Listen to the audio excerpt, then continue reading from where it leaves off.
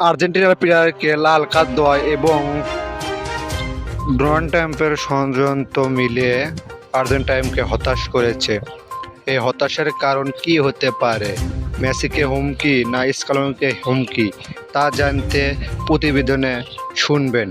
কিন্তু বিপরীতে তারা 21টি ফাউল করার পরও একটা হলুদ কার্ডও পায় এবং লাল কার্ডও পায় নাই। কিন্তু আর্জেন্টাইন মাত্র 17টা ফাউল করে একটা লাল কার্ড। তার মানে এই 26 সালের ফাইনাল ম্যাচ কি আবার হতে পারে, তা জানতে চোখ রাখুন এই ভিডিওতে। ধন্যবাদ। পুনরায় বিশ্বকাপ ফাইনাল ম্যাচ আয়োজন করতে একের পর এক মিটিং করছে ফিফা। আর্জেন্টিনা ভক্তদের চাপের মুখে এবং ফিফার জনপ্রিয়তা ধরে রাখতে চূড়ান্ত সিদ্ধান্ত নিতে যাচ্ছে তারা। ইতালিতে আয়োজন হতে পারে আবারও ফাইনাল ম্যাচটি। এবার ফাইনাল ম্যাচটি নিরপেক্ষ ভেন্যুতে নতুন করে আয়োজন করতে ফিফার বিরুদ্ধে গর্জে উঠলেন ব্রাজিলের কাকা। সোশ্যাল মিডিয়া জুড়ে এখন আলোচনার কেন্দ্রবিন্দুতে পরিণত হয়েছে এই বিশ্বকাপ ফাইনাল ম্যাচটি।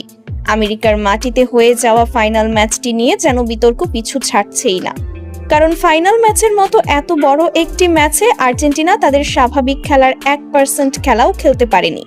তাছাড়া ম্যাচের রেফারি একাধিক সিদ্ধান্ত শুধুমাত্র আর্জেন্টিনার বিপক্ষেই গিয়েছে। সবার ধারণা আমেরিকা কোনোভাবে ক্ষমতা খাটিয়ে এই ম্যাচটি স্পেনকে জিতিয়ে দিয়েছে।